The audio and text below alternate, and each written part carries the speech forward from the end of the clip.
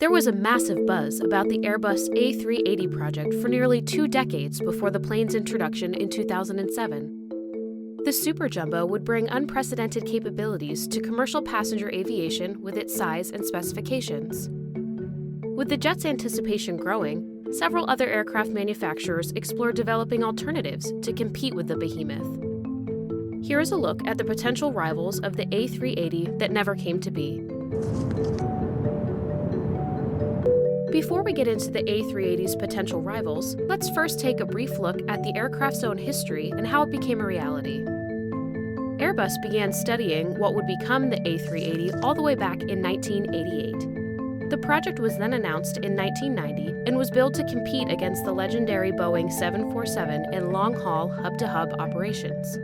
The project was soon presented as the A3XX in 1994 before eventually launching in 2000. It was during this period, between the A380's research and development and its launch, that we saw several manufacturers entertain the idea of making a competing product. Let's first start with the Airbus arch-rival, Boeing. The Boeing NLA, New Large Airplane, was a project for the 500-plus capacity market that the U.S.-based manufacturer hoped to introduce before the turn of the century. The jet would have served similar routes to what we have seen the A380 on in recent times. These would include massive long-range hub-to-hub routes like Sydney to Dubai or London to New York. The aircraft would have had 2 decks and been powered by 4 engines and looked somewhat similar to the also never-built MD-12, an aircraft that's further down on our list. Of course, the Boeing NLA would never materialize. The plane maker would also look into tweaking its existing 747 design.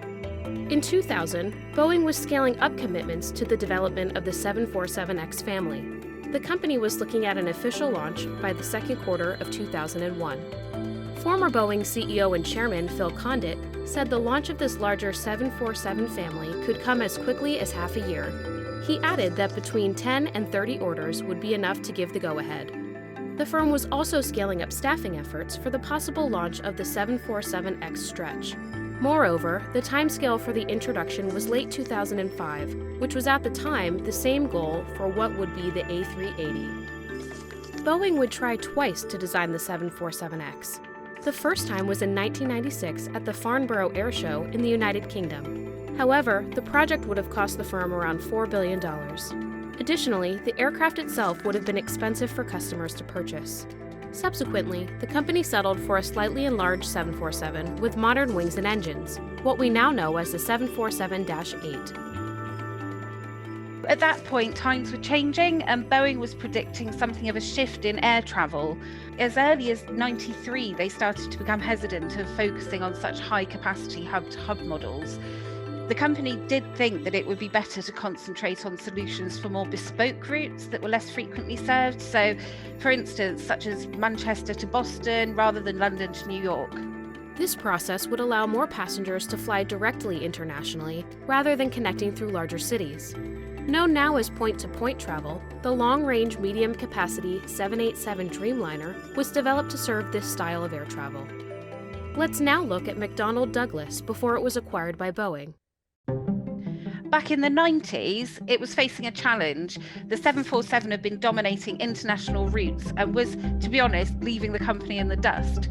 So they began studying a stretched version of the Trijet MD-11. Originally, they proposed only a slight improvement on the aircraft, but quickly realised that if they wanted to make a big splash, they'd have to entertain the idea of a second deck.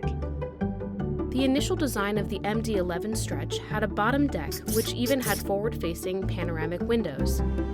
Eventually, in the early winter of 1991, the board of directors approved the development costs of the MD-12. It would cost in the region of $4 billion to develop and build a prototype. McDonnell Douglas shopped the development out to other firms, forming a limited partnership with Taiwan Aerospace, who would own 40% of the project, and other Asian companies, the remaining 9%. McDonnell Douglas would retain 51% of the project. According to AV Geekery, McDonnell Douglas surprisingly unveiled the MD-12 program in 1992.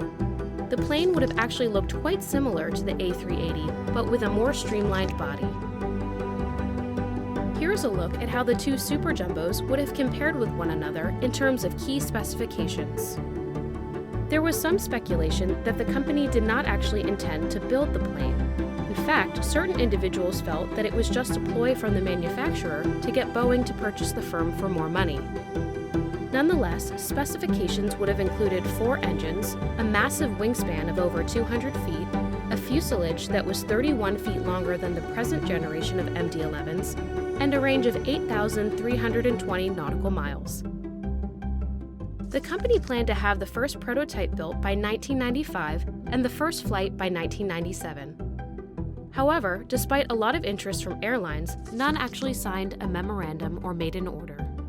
So this put the project into jeopardy, and at the point when Taiwan Aerospace left the partnership, it effectively killed that aircraft. Looking back now, it was clear McDonnell Douglas just didn't have the resources to pull off the project, which was technically demanding and financially very strenuous. The designs would eventually be recycled into a new MD-XX tri-jet design presented at the 1996 Farnborough International Air Show, which too would never become a reality. Ultimately, the MD-12 would not materialize, and McDonnell Douglas would soon get scooped up by Boeing as part of a $13 billion stock swap in the summer of 1997. Over in Russia, the Sukhoi KR-860 was being developed. Revealed at the 2001 Paris Air Show, it was hoped to be a quad-jet double-decker solution for airlines.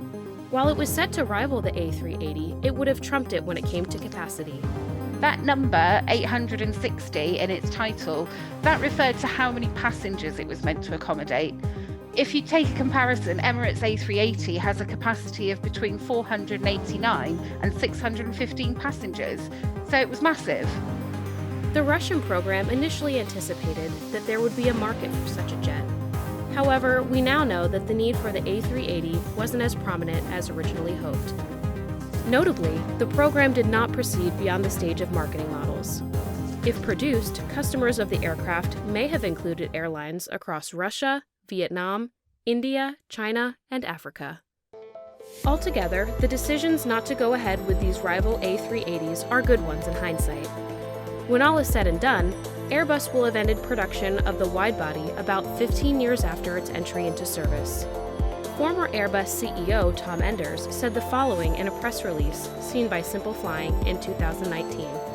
"We have no substantial A380 backlog and hence no basis to sustain production, despite all our sales efforts with other airlines in recent years.